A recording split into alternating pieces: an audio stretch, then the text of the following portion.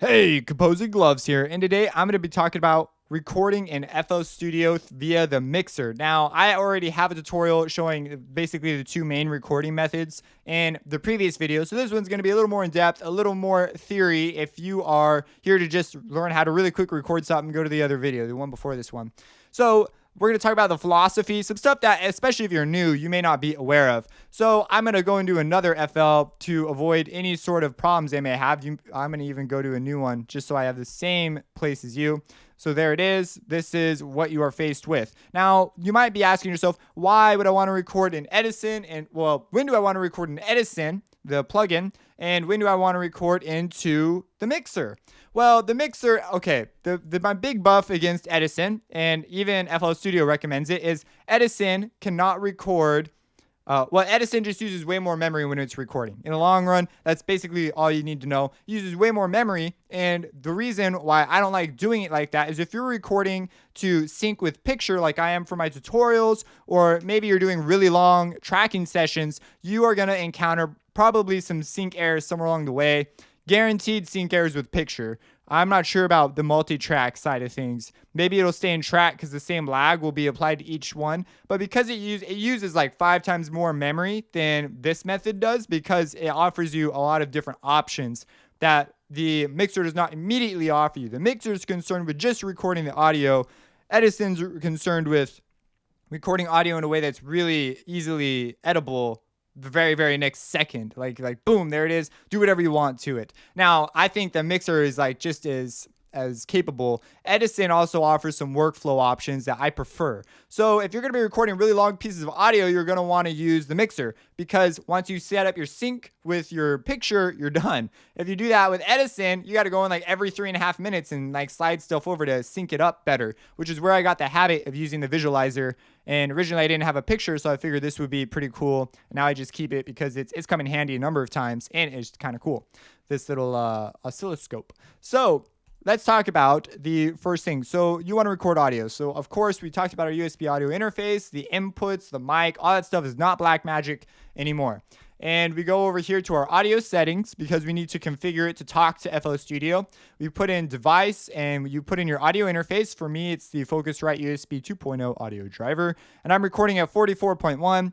I recently, on my laptop, it's 48 pretty much all the time now because I work with picture a lot more now, and they are very set in the ways of 48. So, or you'll downsample to 48. But anyways, most boards are decidedly 48, especially if you're working for like picture, of course.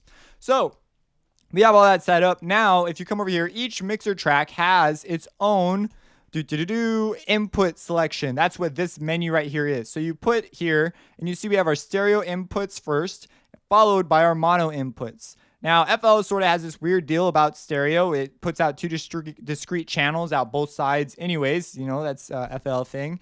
So basically, you're going to want to select, I'm choosing mic 1 because that's the one my voice is going into, but I'm going to mute this right now because I don't want to hear it. And I can now see that my audio on mic 1 is coming in, and it's mono. It's the exact same signal coming in both channels instead of one channel.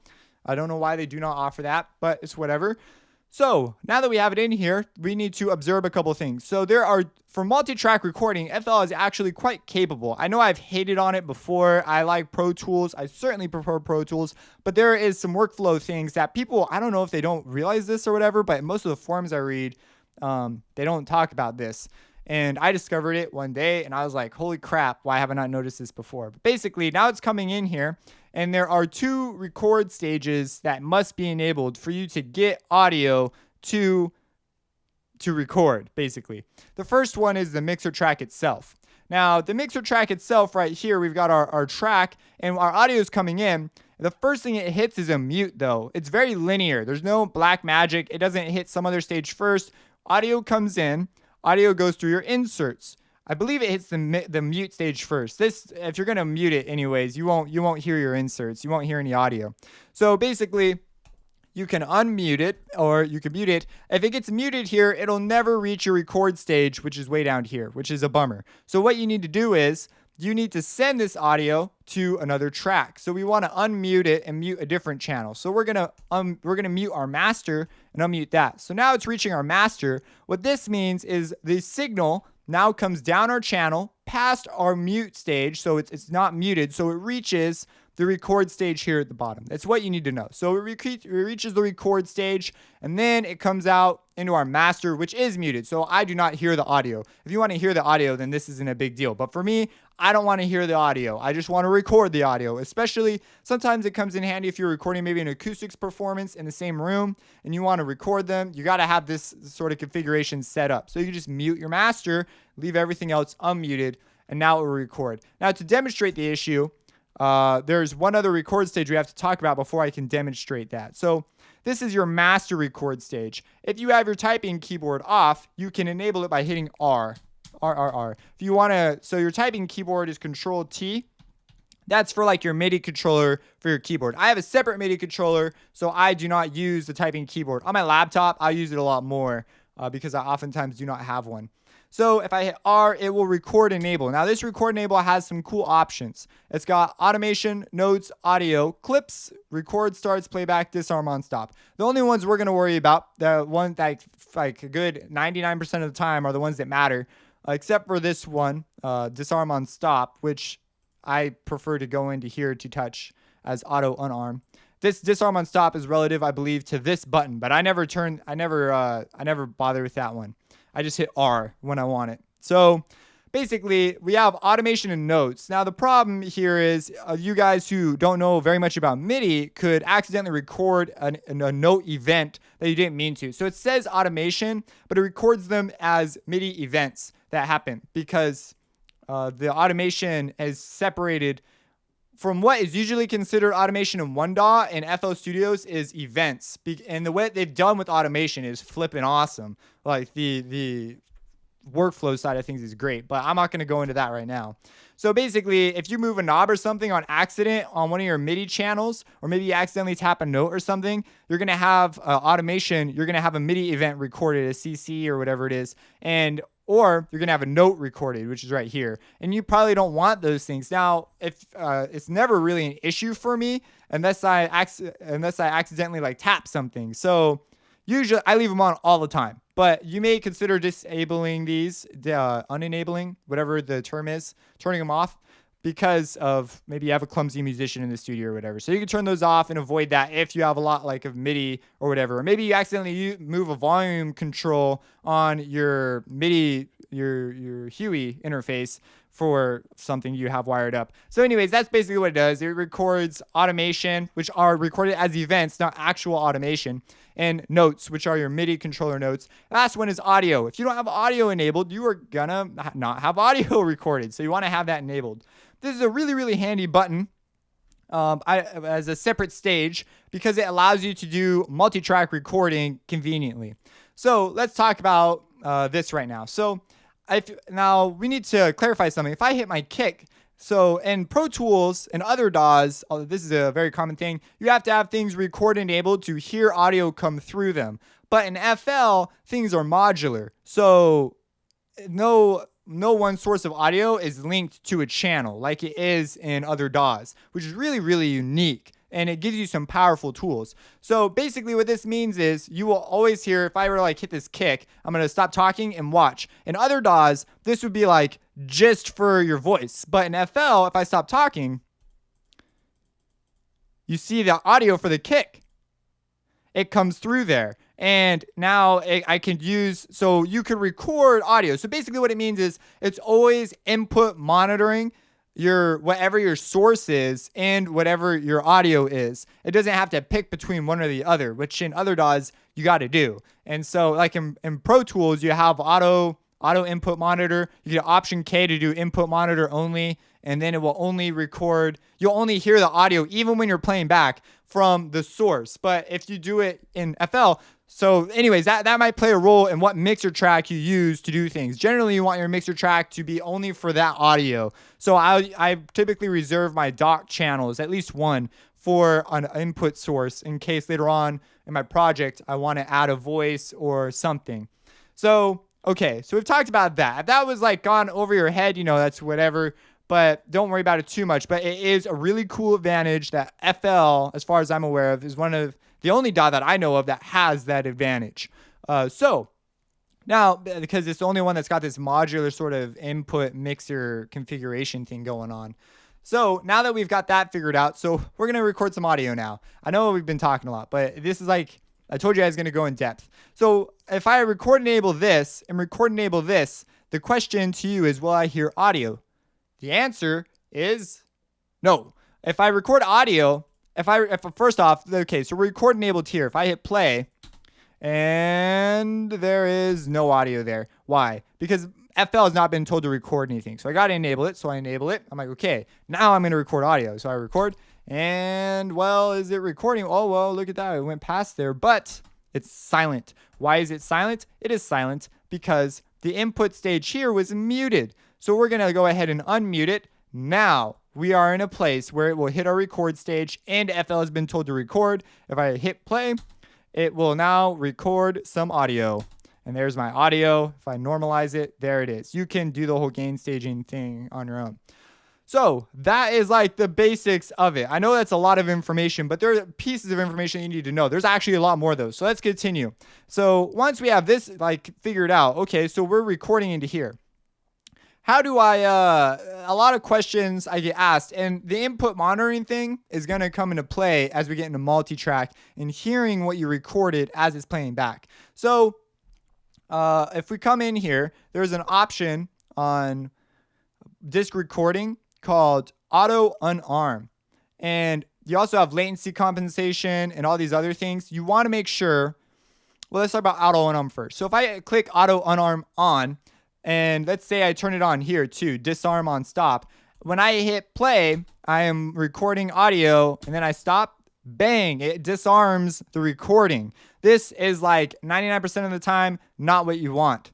So I'm going to leave those on. If you want to just turn off your recording, and this is the habit you should get into, because when you're recording multiple tracks, there's no way to use a MIDI trigger to record enable selected tracks or groups. It's super annoying. So what you got to do is you leave them record enabled, and you just turn off your main recording functions up here. That way, when you want to listen back to what you recorded, you just hit R, and now you can hear it. And so it's really great. So for example, if I were to like record a bunch of these, let's say I had a whole bunch of inputs selected, and maybe I'm recording drums. I've got, I've got 8 tracks record enabled. So now I'm going to record. And so I'm like, bang, I'm record enabling, drum set, boom, or whatever. And there are my stems. And so you see it unenabled the recording on all of these, which is incredibly annoying, because now what if I want to do another one? Let's say I'm like, oh, I want to do it again. Well, now I got to come in here and click again and record enable. Well, this time I'm going to be a bit smarter about it. And I am going to select on disk recording, I'm going to turn off auto unarm, because as I just said, it's freaking annoying. So now when I play, I'm like, oh yeah, I'm recording audio, la la la la la la la la, and I hit stop, and it now creates a, where are my silent stems? Have I done something that has pissed off FL Studios? Just a sec. Let me try. Oh, they're all on top of each other. I don't know why that happened. Let me try that one more time. Da la la la la. Oh, wow. It's putting them all on top of each other. Let me go into, I do not know what I turned on to have that go down.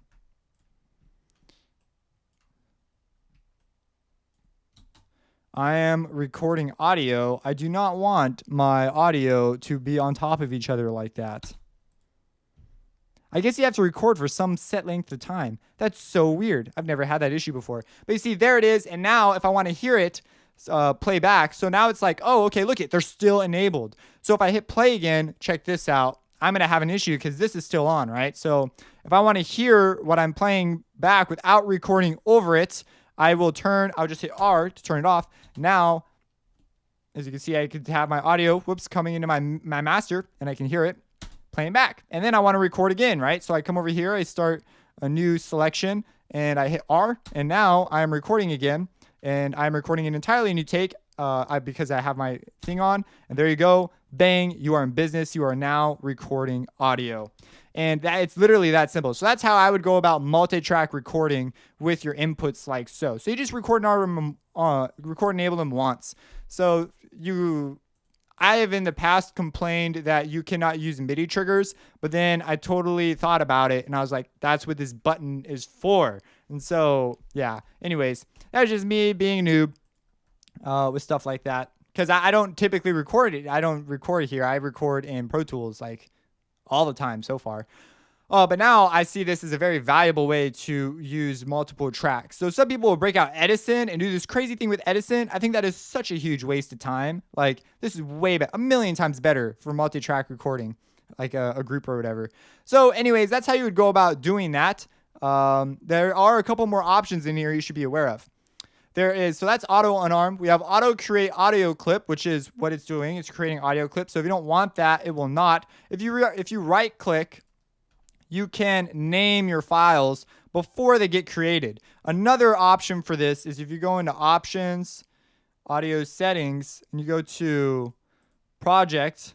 No, it's not project, data folder. You create a data folder and it will save all your stuff with the name of your project into that folder with like take numbers and stuff. It's really, really convenient. You see like insert 8, take blah, blah, blah. So you name your track and then we'll record that track name with the correct name and we'll put it in this folder. Super useful. Highly recommend creating a data folder. Otherwise it just puts it in like your recording folder or like there's your rendered folder and then there's your recorded folder, which is where all this stuff ends up. So that's where that stuff goes. And of course, if you name your tracks first, it will record those things with those names on them. So I highly recommend renaming your stuff first. So you just shift click and you name it. So after that, so what are these other buttons? Well, we have disk recording, auto latency compensation. We have 32-bit floating recording. So you can enable that. Maybe you want 24-bit or whatever. I don't know. So then we have latency compensation. This is relative to these clocks. So if you're recording audio now this is where the whole latency problem I talked about in previous videos comes into play. If you can monitor straight out of your interface, then you may consider doing that because it will stop any latency from in the DAW. So you can sing along to your track, but be tracking with your voice not being delayed, having to go through your computer. But if you don't have that luxury, you are going to need to record. You're going to need to have either very low tracking options, so you could turn off plug-in delay compensation, but then you may have all sorts of sync issues. So it's kind of up to you, whatever you want to do. I never really have an issue with it, but if it was a problem, you could just bounce all the stems. You could bounce the track, add your vocals, and then import those into your session, which is super easy to do in FL. You just literally drag and drop your audio clips in there, your WAV files. So after that, there's also, another thing about this is basically this will also line up your audio. It'll apply compensation to whatever effects. Maybe you have a reverb send or whatever turned on. Typically, if you have a reverb on too, it's delayed anyways. And these delays are not huge delays usually. So you can go ahead and just turn those off. So if I like put a reverb on here, like let's put a RC24 and you see I've got a reverb. I guess it's not, I don't know. I don't normally touch this feature, just to be real with you. But I know that if it does become an issue with latency compensation. Now, plug-in delay compensation per track, sometimes the clock's on, and that indicates that something's going on, but you can turn it off. I believe actually, you know what, now that I think about it, you have to turn off plug-in delay compensation off automatic. So right now it's on automatic. Now, yeah, there you go. Now the options are available. So you can turn them on and off and you could set them and do all sorts of nifty things. But that's like so much thinking. I just leave it on automatic. So it will automatically delay it for you and it will do the same for your audio.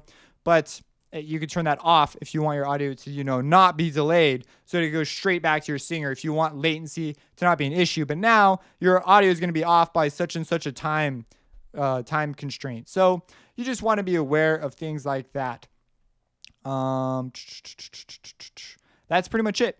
If you have any questions about recording audio in FL Studios, let me know. That is like my philosophy on using the mixer to record. It's a super fabulous way to do things. As you can see, if you know what you're doing, you can get it to do pretty much whatever you want. As far as the latency goes, because some of you guys might be freaking out, if you have bad latency, probably the issue is with your buffer size. Like right now, I have a huge buffer of 21 seconds. You want to get that down to like the 4 or 5 range, 4 or 5 millisecond range. And usually most people can perform with that. Like it's not usually perceptible. You can go even lower or no latency at all if you, of course, run direct out of your interface, if it's got that sort of a hookup, that option available. And so don't fret about it. Usually though, you're going to want to just take that down. And so for example, I would not track with this size of a buffer. That would be like terrible, which means that that's when CPU could become an issue. And then you want to just bounce everything, record your voice, and then import, like I said.